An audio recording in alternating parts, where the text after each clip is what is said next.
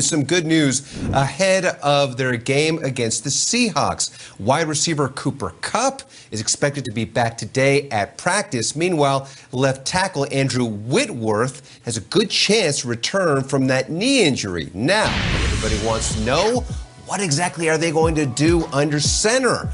Well, all eyes are on head coach Sean McVay and what he's going to do. And he says Jared Goff's injured thumb is coming along well, but stops short of naming him the starter.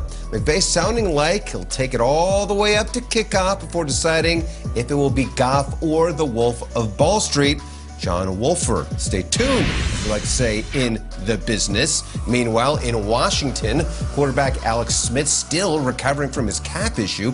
Smith took part in the light walkthrough on Tuesday, but head coach Ron Rivera says if it was a full practice, he would have been held out, thus his did not practice designation on the official injury report. As for if Smith will be ready for Saturday's game against the Bucs, Rivera not ruling out Taylor Heineke seeing some playing time as well. Honestly, the thing that we have to be willing to do and we have to really think about is whether or not to rotate him in and out with Taylor. I mean, we have to definitely look at that. There's nothing you can do about it. I mean, that's the truth of the matter. We're going to play a very aggressive defense this week. And, obviously it's something we most certainly have to look at. And potentially they could look at a 3-quarterback rotation. Who knows? Maybe throw out their former quarterback, Logan Thomas. He is, after all, 1 for 1 for pass attempts. Hell, you know what? Go with the wishbone offense, too. Just mix up the whole thing. Why not throw everything out there? Sure. Chaos is a ladder. Thank you so much. Will Selva talk to you in a bit. We appreciate the headlines here. One matchup we are all looking forward to equally this weekend is the Washington football team and the Bucs. Now, one player who has not been shy about how he feels about this game is Chase Young. He was heard saying, Tom Brady, I'm coming. Do we have that yet? I don't know if we have right there. Yeah, we got. But here, people are like, oh, he shouldn't say. He didn't say it like to a camera. He didn't grab a microphone. He's saying it, in the heat of the moment. He just got a nice win. They win the division. He is leaving the field, and he does have Tom Brady up next on Monday. Bucs head coach Bruce Arians responded to the Washington rookie. Take a listen.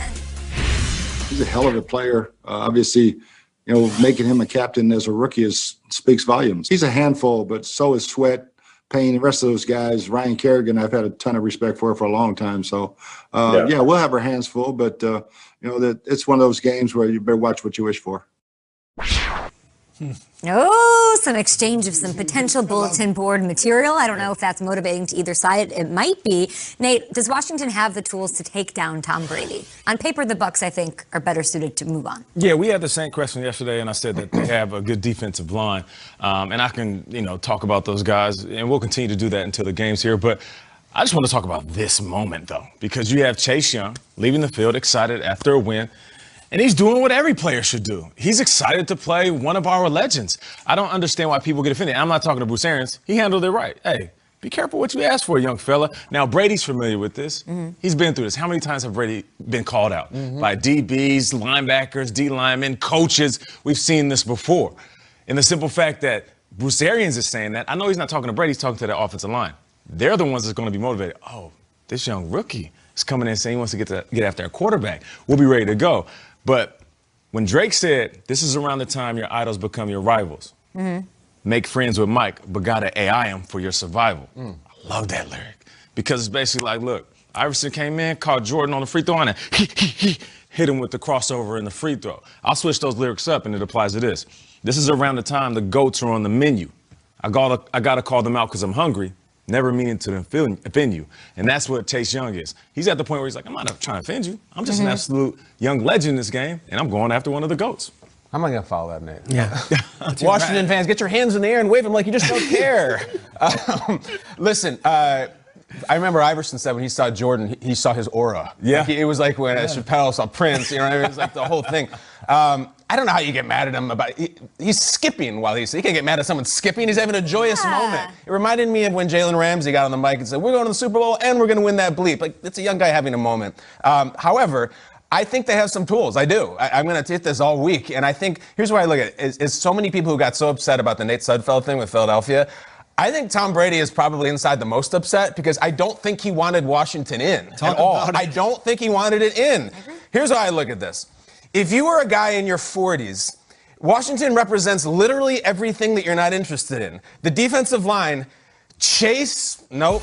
Sweat, pass, pain, I'm out. It's everything a guy in his 40s doesn't want to hear. Washington might as well have a player named Get Off Your Phone, another one like, when are you going to be home, and another one saying, are you already done? It's like, it's a nightmare for a 43-year-old man, and he has to hear all of them. You telling me Brady wouldn't have rather seen the Giants or he doesn't want to deal with this crap right here? No, he wants to take an easy wild card game. I do think they have the tools. Not a lot of them. The reason all we talk about with Washington is the D-line, Peter, is it's really the only shot I think they have. But those guys have a day, Brady's on his back. Yeah, they're going to come out and they're going to be as motivated as possible, and these guys might get to Brady.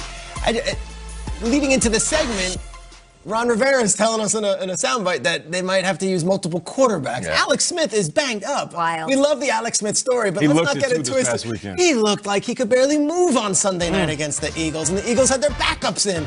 So as I'm watching Alex Smith struggle on Sunday and Taylor Heineke